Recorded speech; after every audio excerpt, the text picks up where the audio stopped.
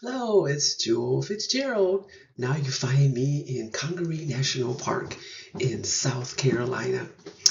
We are on a national park quest, and as of the taping of this particular video, we have seen 34 of the 63 national parks. Now, the national parks, when I say that, it's just the ones that's classified as national parks. There are all kind of other national parks that's under the National Park Service. There's the historicals, the battlefields, the monuments, the historical, this, that, and the other, which means there's 400 plus of all of that that's under the National Park Service and continuing to grow. And same with the 63. Every now and then they keep adding another one. So, oh, we got to hurry and get this finished before they add another national park. So 34 is where we are of the 63. And for some reason, when we do a national park that says they're national park and a battlefield or a historical or monument or something like that, memorial, anything is nearby, we will pick that up. And then we will get a stamp from that particular park with a date on it, with the city on it and state, and put it in a national park passbook. So that's what I've been doing, collecting passbooks, pass stamps for the passport book for the national park. So like I said, we're over halfway there with 34 and 34 of the 63. So this particular park we passed by, I don't know how many times, because we always are driving down to Florida via South Carolina in most cases. Sometimes we'll do the other route, but most of the time we're going through South Carolina.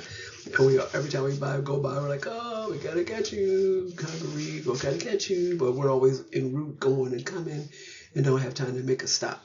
So this time we intentionally made up plans to make a stop on our way to Florida again, but we stopped in South Carolina, stayed with friends for 2 nights, and then after we did this national park, then we continued south to Florida. So this time we stopped, and now we have 34. So excited that we finally got this park. Now this park has boardwalks and it has natural trails in it. And we got a chance to hike 4 miles of a combination of the boardwalks and the natural trails.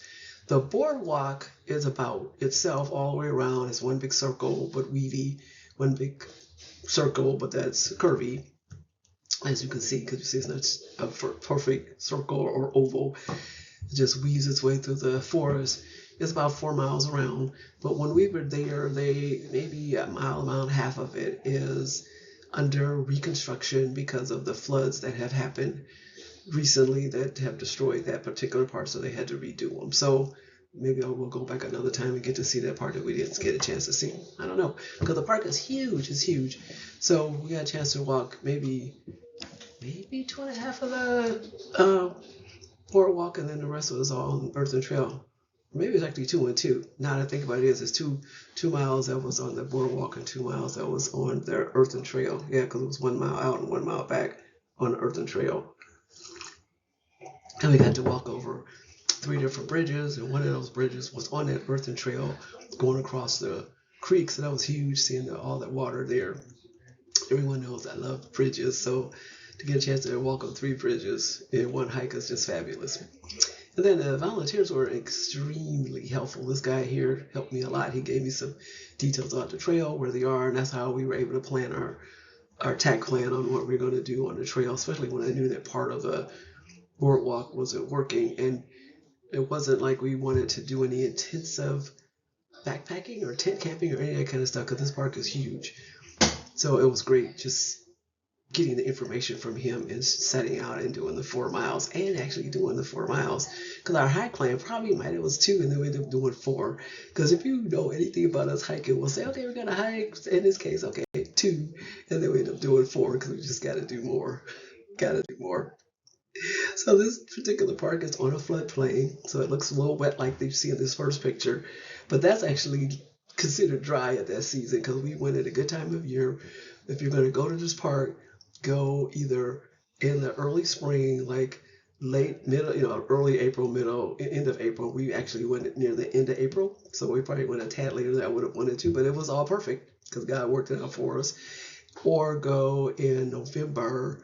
So the any time in between that, especially in dead of summer, don't even think about trying to go to summer, because it'll have a tendency to flood. And not in addition to the flooding, then it means it brings tons and tons and tons of mosquitoes. So you want to come on the outer edges of mosquito time so you won't get as bit up. And there were things flying around when we were there, but we also had our insect repellent on. So you do not go in this park without any insect repellent, because if you don't, you will not be happy when you're coming out. Or actually not even coming out, you won't be happy while you're in there. So then when you're coming out, you're just going to have this lingering suffering of being bit all over. So go in the outer edges because it'll be wet. And there's 26,693 acres, and we only did 4 miles of it. So there's areas of backpacking that you can go and camping in there.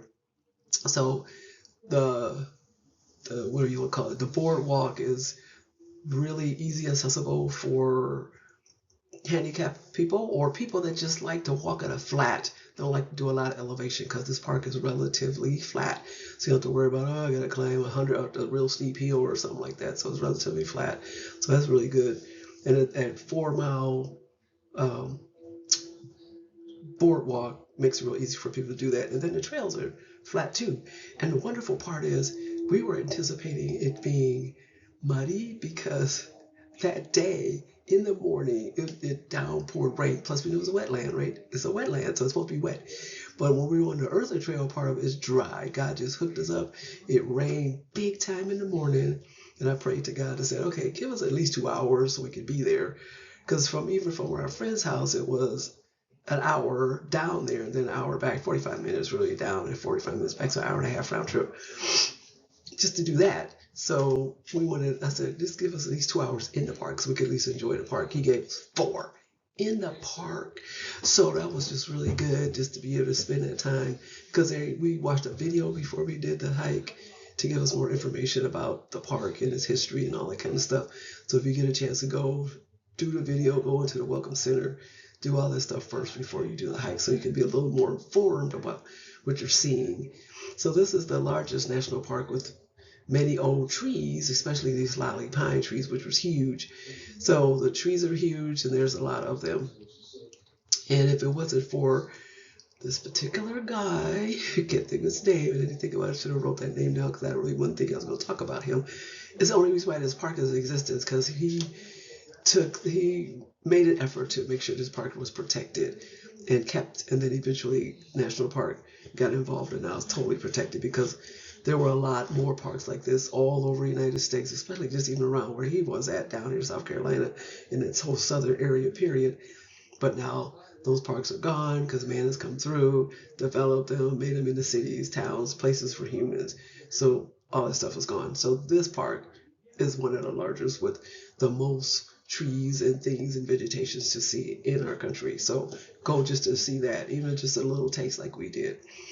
So these little upcrops there on the other picture is the system. They said even the people on the video were saying that they don't even know what those are. I call them hoodoos because I've been out to Price Canyon and they got all those kind of things all over the place. But they said that these are coming out of the ground, and they're thinking that this is a system. This is how this is holding the whole tree system.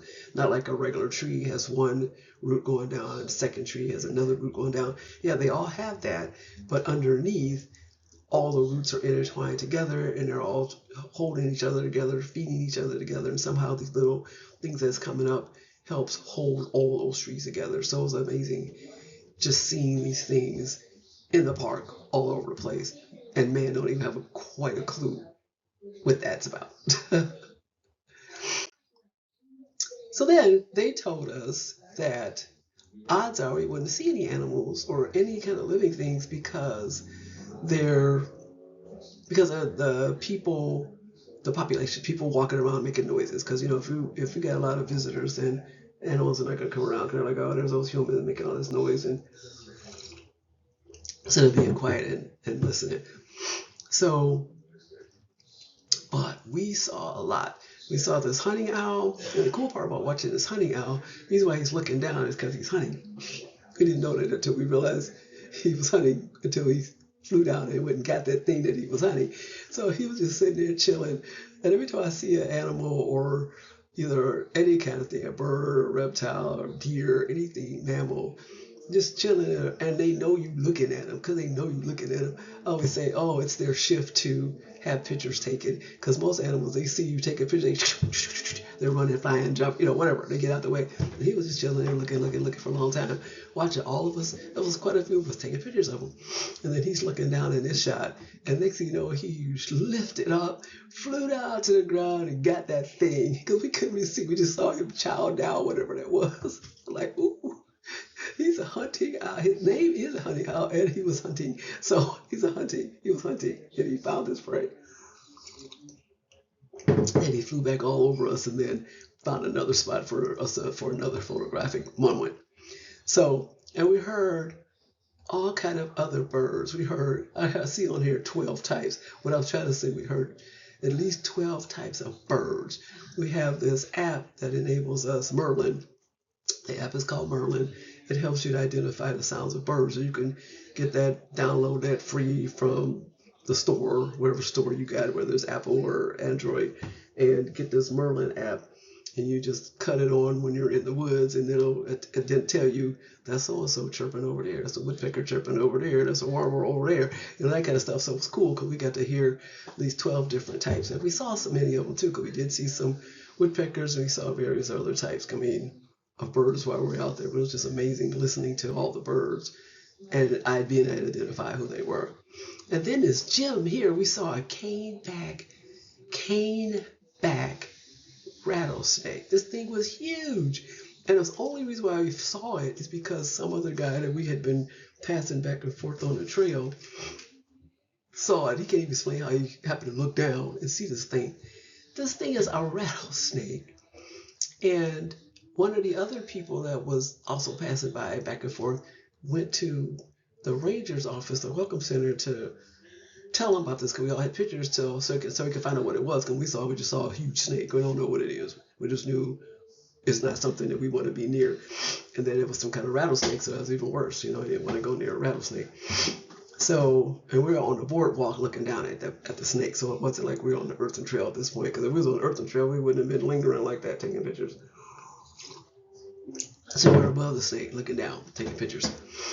So they told them that it was a caneback rattlesnake, and it was rare because they were surprised because they said they hardly ever see this. So they were just glad to see that the snake was there and it was huge, and it looked like that it had a little bulge here. You probably can't tell it in the snake's body, but he had just eaten something, so that's why he probably was sitting there digesting that thing as it was going down his body.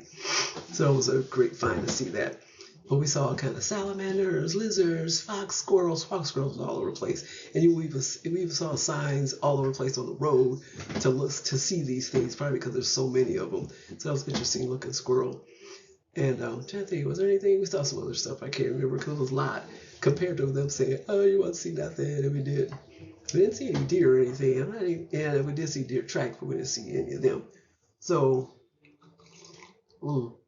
that was just fun, just getting to see, especially that hunting owl and the snake. So this park is, like I was saying, it's good for anybody that don't like walking on terrain that has a lot of elevations, and it's great for backpackers. It's great for tent campers, and you got to get permits and all that kind of stuff for that. And that's in a different part of the park, and it's because there's a part of the park that's away from all this, I would call it civilized look, with the boardwalk and with some of the earthen trails that's near the boardwalk, because the earthen trails continue on, and sometimes they start disappearing. This is from this description I'm seeing, not because we didn't get a chance to do it, because we are backpackers, we are campers, and we don't love doing something like that. But they also warn against the fact that it's 26,000 acres, right? Once you get into the further areas, you need to know where to go. You need to know orienteering. You need to be able to use a compass, because you will get lost because the park is that big. So perfect for anybody that like that kind of adventure, knowing that potentially you're going to get lost. And they'll just have to figure out how to get out of that. So I don't know if we would ever just go back and do that or not. But right now, the 4 miles, just finally getting into the park, was good enough, because I wasn't even anticipating 4 miles. So I'm just so happy that we finally got in there, checked that off, and we're moving on to the next national park. So if you get a chance to go, check out this Congaree National Park. They have various different places nearby that you can go to, and just go to the website, and I'll put the website link in the information so that you can go there, check it out, and see where you can stay and what they advise. Because there's a lot. You just don't want to go to this park just willy nilly, because you need to be prepared when you go into this park. Just because there's a lot of stuff out there, and what season, and there's mosquitoes and all kinds of stuff. But it's not because it's the woods. It's harsh. You just don't walk out there in your tennis shoes and think you're all good to go. So they're so protective, insect repellent, and make sure you have some sturdy shoes, comfortable shoes to walk out there, especially if you end up getting on the earthen trail and end up getting in a mud situation. Like I said, God bless us with dry. So our hiking boots was dry. I was just amazed. It's all God. It is just a wonderful thing that He allowed us to get down to, what did I just tell you, 34 of our national park now. Looking forward to the 35th national park when God enables. So thanks for listening. Hope you get a chance to go to this park.